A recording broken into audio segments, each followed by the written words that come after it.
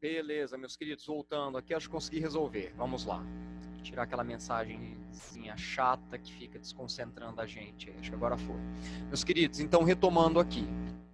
Então, essas enzimas de restrição que têm afinidade com regiões específicas do DNA são responsáveis pelo corte do material genético em regiões de interesse. Tá? Então, o cientista, o pesquisador, ele utiliza esses reagentes. Tá? Ele não tem que ficar lá procurando os pedaços de interesse dele no DNA. Ele utiliza a enzima que ele sabe que vai cortar determinado gene que ele precisa, e aí ele vai conseguir utilizar aquele gene. Ok? E atualmente, como havia dito para vocês, existem inúmeras enzimas de restrição identificadas. Volto a dizer, é uma ferramenta fundamental para a engenharia genética, para a tecnologia do DNA recombinante, e todas essas enzimas são isoladas a partir das bactérias. Olha só a importância das bactérias, hein? Muita gente relaciona a bactéria só com coisa ruim. Não se esqueçam, temos diversas bactérias vivendo no nosso organismo que trazem benefícios. E além disso, para a biotecnologia, muitas bactérias nos fornecem essas ferramentas fundamentais para a engenharia genética. Tá? Então, são enzimas isoladas a partir das bactérias, purificadas em laboratório, para quê? Para comercialização, para o uso. Tá? É claro que tem um custo isso, tá? Mas acaba valendo a pena para os laboratórios, né? Porque a pesquisa é feita através dessas enzimas. Ok? Só vai avançando aí a engenharia genética, a biotecnologia, com o uso dessas enzimas e com a descoberta de novas enzimas de restrição. Perfeito? Meus queridos, e o primeiro hormônio, olha só, o primeiro hormônio resultante da tecnologia do DNA recombinante foi a insulina.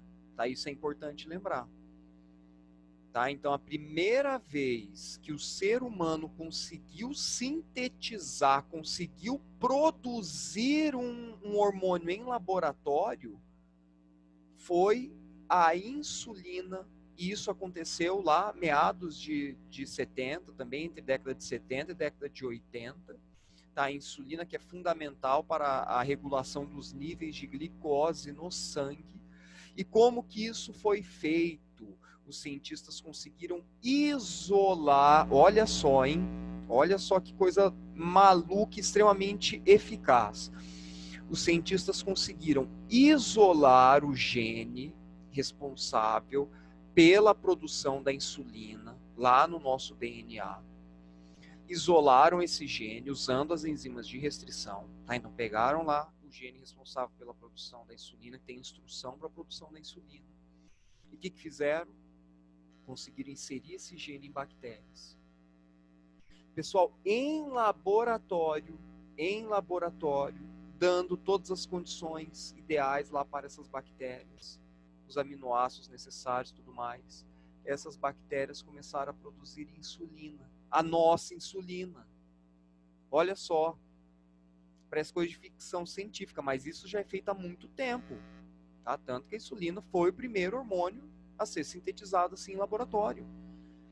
Então os cientistas dão lá tudo de bom e de melhor para a bactéria carrega o gene para a produção da insulina e ela é capaz de produzir a insulina, tendo lá, claro, os aminoácidos disponíveis para que possa fazer isso.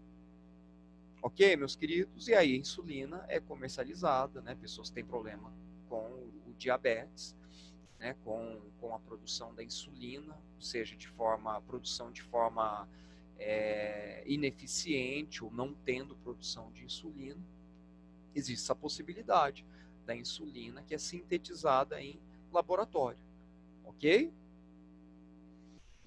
E olha só, tudo isso só foi possível graças a enzimas de restrição, que já comentamos, tesourinhas químicas, tá? São tesourinhas químicas, e o uso de plasmídio.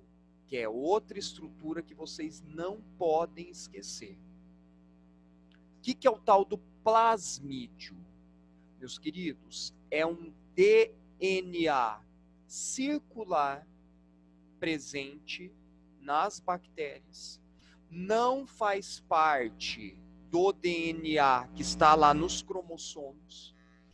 As bactérias utilizam esse plasmídio na sua reprodução sexuada, estão lembrados? Na conjugação, que as bactérias conseguem realizar um tipo de reprodução sexuada através de pelinhos sexuais, de canudinhos, chamados de fímbrias. Então, as bactérias trocam plasmídios entre elas. Para quê? Para gerar variabilidade genética, para não ficar só naquela cisparidade ou bipartição. Ok? Aí os cientistas descobriram essa estrutura também. E o que eles começaram a fazer? Vamos alterar, manipular essa estrutura então, e ver se a bactéria não consegue produzir o que a gente precisa. E o que deu? Certo, deu bom. Deu bom, as bactérias começaram a produzir a substância de interesse do gene que os cientistas inseriram nesse plasmídio. Então, olha só que coisa fantástica que é isso. Através de enzimas de restrição, cortamos genes de interesse. Beleza? Através desses plasmídios aqui, então o que o pesquisador faz? Ele retira o plasmídio da bactéria, está aqui a representação do plasmídio, ó. Retira o plasmídio da bactéria e insere nesse plasmídio o gene de interesse que foi cortado usando a enzima de restrição. E depois disso, bora pôr esse plasmídio de novo dentro da bactéria. Pessoal, então pegamos o gene responsável pela produção da insulina, colocamos no plasmídio. E agora? Plasmídio para dentro da bactéria de novo. Agora a bactéria carrega um gene nosso para produzir um hormônio nosso. E vai conseguir. Se a gente der tudo que ela precisa, ela vai conseguir. Fantástico. Eu fico emocionado com isso. Vocês devem estar emocionados também. Né? Vocês que são fãs aí do conhecimento, adoradores do conhecimento científico, adoradores da biotecnologia, eu tenho certeza que vocês estão emocionados também. Gotículas de lágrima devem estar rolando aí. Não é verdade? Aqui nós temos uma foto de um plasmídio. Ó, isso aqui é uma foto. Tá? Uma micrografia de um plasmídio. Bonitinho. Perceberam? E aqui tem o DNA bacteriano, né, lá no cromossomo da bactéria, e aqui o plasmídio. Perfeito? Então, é um instrumento importante para as bactérias, porque elas usam isso para gerar variabilidade, para promover uma recombinação genética, e os pesquisadores viram nisso uma ferramenta importantíssima. Então, meus queridos, bactérias, plasmídios e enzimas de restrição, esse é o kit da engenharia genética. Ou seja, sem bactérias não existiria engenharia genética, hein? A biotecnologia como nós conhecemos. Olha que show que é isso. Olha aqui o esqueminha mostrando. Então, beleza. Plasmídio é esse círculo aqui, ó. Tá o círculo azulzinho. Retiramos o plasmídio da bactéria. E agora? Nós vamos inserir um gene de interesse. Olha o amarelinho aqui, é o gene de interesse. Tá? Retiramos esse gene de interesse do DNA usando o quê? Enzimas de restrição. Tá? Então, plasmídio de um lado, enzima de restrição de outro. Através da enzima de restrição, pegamos o pedacinho de DNA de interesse. Volto a dizer, pode ser lá o gene responsável pela produção de insulina. Show! Tá? E agora, usando enzimas também, vamos colar esse gene de interesse, grudar esse gene de interesse no plasmídio. Olha lá, gruda ele, ó. Grudou lá no plasmídio. Beleza? Próximo passo, vamos inserir esse plasmídio na bactéria de novo. Coloca lá esse plasmídio recombinante. E agora? A bactéria vai se reproduzir. Vamos dar lá a condição ideal para ela. as condições propícias para a reprodução, temperatura, nutrientes, luminosidades, tudo que a bactéria precisa, ela vai se reproduzir. Meus queridos, então é algo acessível. É algo acessível. Essa insulina mesmo que ela é comercializada para diabéticos, ela é relativamente barata. Tá? Por quê? Porque coloca lá milhões e milhões de bactérias trabalhando para produzir o hormônio. Tá? Isso pode ser feito com diversas substâncias atualmente. Ok? Então é algo que é produzido artificialmente, mas com a mesma característica da natural. E mais, algo que pode ser aprimorado, pode ser melhorado em laboratório. Tranquilo, meus queridos? Então, esse esqueminha aqui é importantíssimo. Tá? Esse esqueminha é importantíssimo. Sugiro que vocês tirem um print ou façam aí um rabisco no caderno. Tem que lembrar, porque esse esqueminha ele resume bem o que é essa tecnologia do DNA recombinante. Tá? A dependência que nós temos das bactérias e dessas duas estruturas encontradas nas bactérias, que é o plasmídio e a enzima de restrição.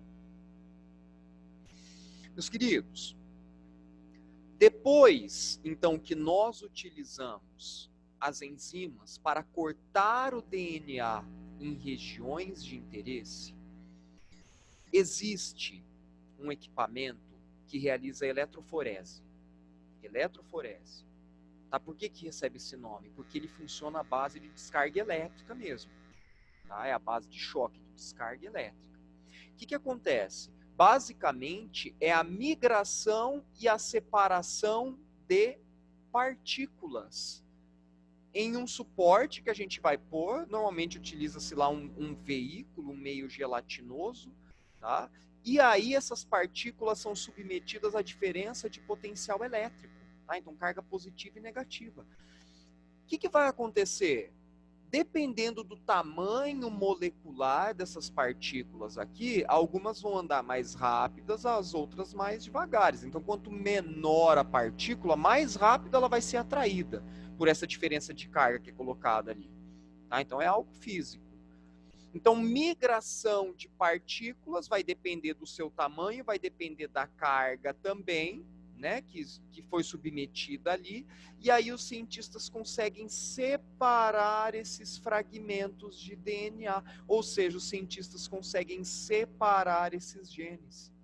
Então, depois de utilizar a enzima de restrição, enzima de interesse, né, para cortar regiões de interesse lá do DNA, utilizando a eletroforese, que é esse equipamento que nós estamos vendo aqui, ó, com os cabos, né, positivo e negativo, vai acontecer a separação desses fragmentos de DNA. Como a gente está vendo aqui, ó, esses risquinhos são aquelas bandas, são aquelas tarjinhas que eu falei para vocês, que são utilizadas, por exemplo, no teste de paternidade. Tá? Então, para se fazer o teste de paternidade, pode-se utilizar a eletroforese para analisar as bandas, né, aquelas tarjinhas que nós comparamos lá da criança, da mãe e dos dois suspeitos de serem o pai da criança.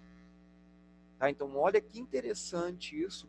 O pesquisador ele não precisa ficar lá, né, não tem como. Então, vamos utilizar reagentes químicos, vamos utilizar enzimas e vamos utilizar diferença de potencial elétrico. Tá? Diferença de potencial elétrico para separar esses fragmentos de DNA. E aí os pesquisadores conseguem identificar, localizar, ó, aqui está então tal gene. E aí vai conseguir comparar. Perfeito, meus queridos? Para quem for seguir carreira biológica, vai aprofundar nisso daqui, lá na graduação. O conhecimento que precisamos ter para o vestibular, para o Enem é esse, tá, pessoal? Só se familiarizar, tá? Que é um mecanismo importante aí utilizado na biotecnologia, na engenharia na engenharia genética, né? Na recombinação aí do DNA, para a gente separar os fragmentos de interesse, ok? Pessoal, deixa eu... Já dei um spoiler ali para vocês. Vamos fazer o seguinte, vamos deixar transgênicos para a próxima aula, tá? Que daí tem muita coisa bacana. Eu quero separar algumas coisas aqui também, de embalagens, né? Que tem o selinho lá dos transgênicos, aí a gente aprofunda no assunto, ok? Que esse assunto é topíssimo, né? Eu sou suspeito de falar porque eu adoro esse segmento da engenharia genética. Aí a gente aprofunda na próxima aula, ok, meus queridos? Um fortíssimo abraço, continuem se cuidando aí, mandando ver nos assuntos e até a próxima. Fui!